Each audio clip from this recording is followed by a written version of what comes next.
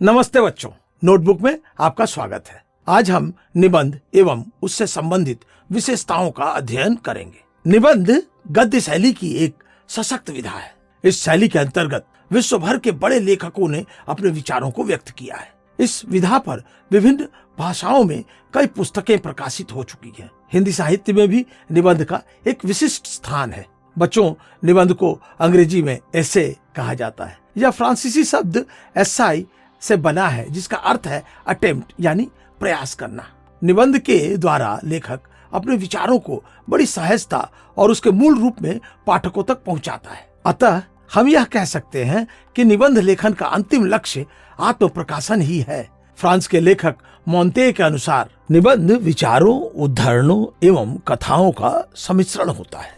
हिंदी के प्रसिद्ध आलोचक आचार्य रामचंद्र शुक्ल के अनुसार आधुनिक पाश्चात्य लक्षणों के अनुसार निबंध उसे ही कहा जा सकता है जिसमें व्यक्तिगत विशेषता हो।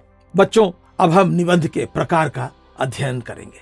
निबंध मुख्यतः 3 प्रकार के होते हैं: भावात्मक निबंध, विचारात्मक निबंध, वर्णनात्मक निबंध। भावात्मक निबंध में भाव की प्रधानता रहती है और विचारात्मक निबंध में विचारों को प्रमुखता दी जाती है। इसी तरह वर्णनात्मक निबंध में किसी खास विषय का वर्णन रहता है। ध्यान देने वाली बात यह है कि यदि हम भावात्मक निबंध लिख रहे हैं तो भाव को प्रधान अवश्य मानेंगे, किंतु विचारों को हाशिए पर नहीं छोड़ेंगे।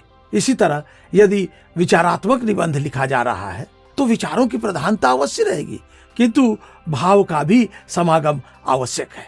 वही बात अगर वर्णनात्मक निबंध की जाए तो इस प्रकार के निबंध में कल्पना और अनुभव को व्यक्त करने का अवसर होता है। निबंध एक विशिष्ट गद्य शैली है, अतः इसकी अपनी विशेषताएं हैं। मुख्य रूप से इसकी 4 विशेषताओं पर अधिक ध्यान दिया जाता है: व्यक्तित्व का प्रकाशन, एक सूत्रता, संक्षिप्तता, अन्विति का प्रभाव।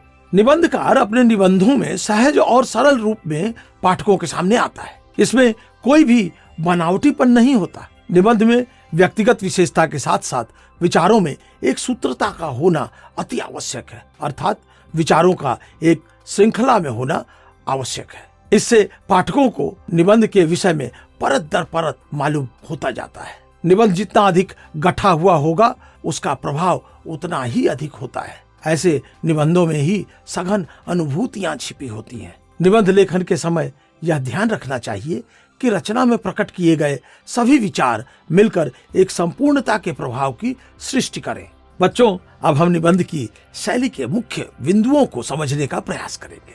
किसी भी रचना की तरह निबंध में भी भाषा के प्रयोग का खास ख्याल रखना पड़ता है कि एक अच्छी शैली वही होती है जो किसी भी रचना को पाठकों के लिए आसान बनाए। अलग अलग रचनाकारों के भाव और भाषा प्रयोग की विधि में भिन्नता पाई जाती है, अतः शैलियों में भी भिन्नता देखने को मिलती है। निबंध प्रायः 2 प्रकार की शैलियों में लिखा जाता है: प्रसाद शैली, समास शैली। प्रसाद शैली में वाक्य छोटे और सरल एवं शब्दों का चुनाव भी बहुत साधारण होता है। इस शैली का लक्ष्य यह होता है कि रचना सभी तक आसानी से पहुंचाई जा सके। सामासिक शैली में मुख्यतः किसी बात को कठिन शब्दों में कहना होता है। सामासिक शैली के निबंधों में तत्सम शब्दों का बहुत अधिक प्रयोग होता है। अतः यदि अति आवश्यक न हो तो निबंध प्रसाद शैली में लिखना ही सही रहता है, ताकि अधिक लोग इसे समझ सकें। बच्चों, अब हम निबंध के शिल्प विधान के विषय में जानकारी प्राप्त करेंगे। वैसे तो निबंध के लिए किसी शिल्प को निर्धारित नहीं किया गया है, किंतु यदि एक सुगठित और प्रभावशाली निबंध लिखना हो तो इन 3 बातों का ध्यान रखना आवश्यक है: भूमिका या विषय निरूपण, व्याख्या, निष्कर्ष। निबंध की भूमिका प्रभावशाली होनी चाहिए। इसे इस तरह से लिखा जाना चाहिए कि पाठक को विषय ज्ञात होने के साथ साथ उसमें विषय को गहरे अर्थों में जानने की जिज्ञासा भी उत्पन्न हो। निबंध की व्याख्या तथ्यों के आधार पर एकदम सटीक तरह से होनी चाहिए। इससे पाठक की रुचि लगातार बनी रहती है। निबंध के निष्कर्ष में हमें पूरे निबंध का सारांश 3-4 पंक्तियों में बहुत प्रभावी ढंग से लिख देना चाहिए। समाप्ति वाक्य कुछ इस तरह के हों कि निबंध का सौंदर्य निखर आए।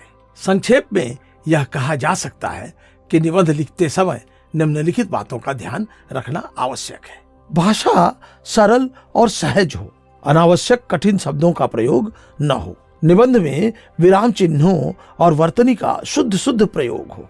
निबंध में विराम चिन्हों और वर्तनी का शुद्ध प्रयोग हो।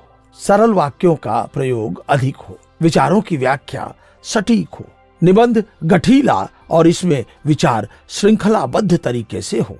तो बच्चों, हम आशा करते हैं कि निबंध लेखन से संबंधित मुख्य बातों को आपने ठीक से समझा होगा। मिलते हैं फिर एक नए पाठ के नए वीडियो के साथ। धन्यवाद।